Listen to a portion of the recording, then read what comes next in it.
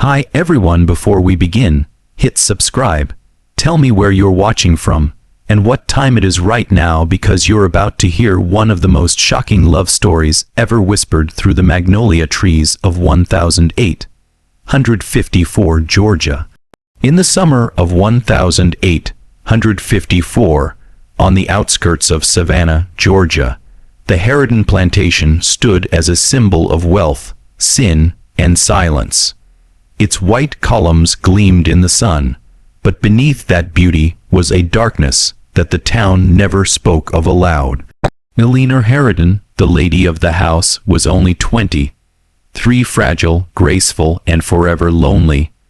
Her husband, Colonel Thomas Harridan, was twice her age, a man whose fortune came from hundreds of acres and the broken backs of those who worked it. He adored his property more than he ever loved his wife. That summer, a new field hand arrived, Samuel, a tall, quiet man whose eyes carried both intelligence and something defiant. He was not like the others. Rumor had it he once belonged to a doctor in Charleston, taught to read, taught to heal. That alone made him dangerous. From her upstairs window, Eleanor saw him one evening by the barn, shirt torn from work, his hands bleeding from the cotton thorns. Something in that moment, maybe pity, maybe hunger for something human, made her step outside. Their first meeting was brief, a whispered thank you, when he handed her a fallen book. But something changed that day. The air grew heavier, their eyes met longer. The walls of the plantation, painted with obedience, began to tremble with something forbidden. People in the quarters started to notice. The overseer muttered. The colonel's sister asked too many questions. And then, one night, Eleanor lit a candle in her window, the first signal that started everything that would destroy them all. By late August, whispers had already begun. Servants traded glances. The overseer's eyes followed Eleanor's every move, and even the air around the cotton fields seemed charged with suspicion. Yet every night, when the candles burned low and the cicadas sang outside, she slipped from her room barefoot, crossing the veranda with only moonlight to guide her. Samuel waited beneath the magnolia trees, where the scent was so heavy it almost drowned out the danger. He never spoke first, he only looked up when she arrived, as though unsure if she was real. Their words were few, but their silences were loud. Sometimes she read to him forbidden pages torn from her own book's verses. He remembered word for word, because he wasn't supposed to. Days turned into weeks. The plantation slept, but two hearts stayed awake. Samuel began leaving small things behind: a carved piece of wood, a dried flower pressed into a note. To Eleanor, they felt like proof she existed beyond her husband's shadow. But nothing stays hidden forever on land bought with cruelty.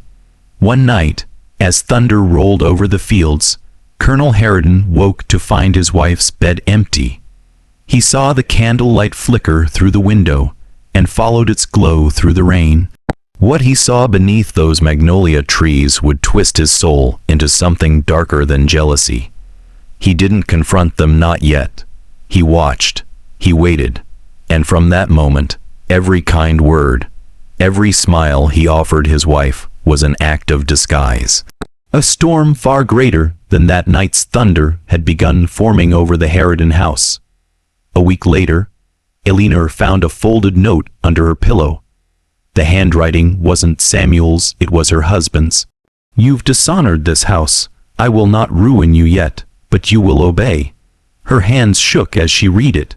Downstairs, Thomas Harridan sat quietly at breakfast, his eyes on his newspaper. He spoke of church donations and crop yields, as though nothing had changed. But something inside him had broken, not love, but pride. That evening, he summoned Samuel. No one knew what was said in that study, but when Samuel walked out, there was blood on his knuckles and a welt across his face. Eleanor rushed toward him, but he shook his head. "Don't, he's watching," he whispered. Days later, a rumor spread that the colonel was sending Samuel to another plantation, one known for cruelty and death. Eleanor begged, pleaded, offered her jewelry, even threatened to leave. Thomas laughed. "Leave, and go where, with what name?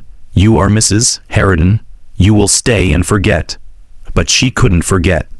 That night, she wrote a letter not to her husband, not to Samuel, but to the preacher, confessing everything. She believed confession would save them. She didn't know the preacher was the colonel's oldest friend. By dawn, that letter was in the wrong hands. And by noon, the entire county knew the mistress of Harridan House had fallen in love with a man her husband owned. The gossip spread like wildfire through Savannah. No court would ever convict a white woman for loving beneath her station, but society would. Doors closed to her, whispers followed her carriage, and every invitation disappeared overnight. The colonel, faced with humiliation, staged a scene of forgiveness. He announced that his wife was unwell, suffering from fever and delusions. Samuel, he said, had stolen silver and fled. But the truth was simpler. Samuel had vanished overnight, and no one saw him again. Eleanor's health began to fail. She roamed the halls in silence, clutching the ribbon Samuel had once tied around her wrist. Servants claimed they heard her whispering his name through the night. The colonel ordered her room locked from the outside, claiming it was for her safety. Weeks later, a fisherman found something near the swamp's edge, a torn coat, a broken shackle, and a locket containing Eleanor's portrait. Rumors spread that Samuel had drowned trying to escape, but others said he was still alive, hiding among the marshes, waiting for her. And every night, from the locked room upstairs, someone swore they saw a candle flicker in the window again. Autumn fell heavy over Harridan Plantation. The colonel grew paranoid. He fired half his staff, blaming them for theft and laziness. He drank more, slept less, and patrolled the grounds at night with a pistol in hand. One night, as fog rolled in from the river, a sound echoed through the cotton, rose the slow rhythm of chains, dragging across wet earth. The dogs howled but refused to chase. When Thomas reached the barn, he found a message carved into the door. "You took what was mine. I take what is yours." Eleanor was gone. Her room was open, her candle burning down to nothing. The colonel searched every inch of the plantation, but no sign of her or Samuel ever appeared. The next morning, he found muddy footprints leading from the veranda to the magnolia grove, one large, one small, side by side. The townsfolk said it was guilt that drove him mad, that he began talking to shadows, claiming Samuel's spirit haunted his land. But some nights, travelers swore they saw two figures standing beneath the magnolias, hand in hand, fading into mist before dawn.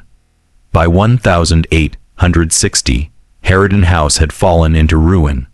The Civil War loomed, and the colonel was a ghost of himself.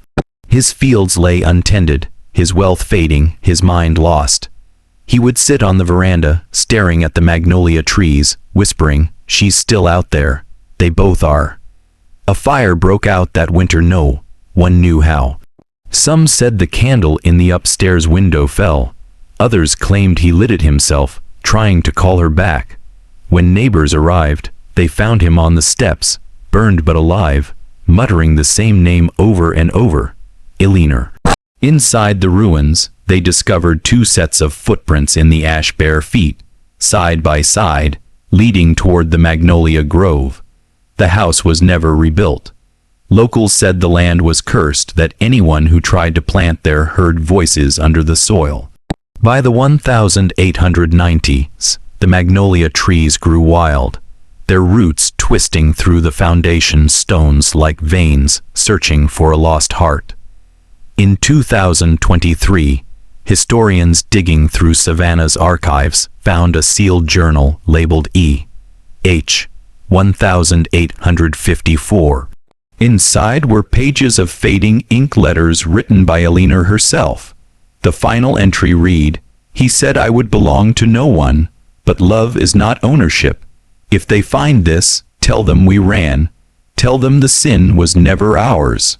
The journal was authenticated, and when archaeologists revisited the plantation site, ground-penetrating radar revealed two unmarked graves beneath the magnolia trees. Tests confirmed a woman of European descent and a man of African ancestry, buried together, hands clasped.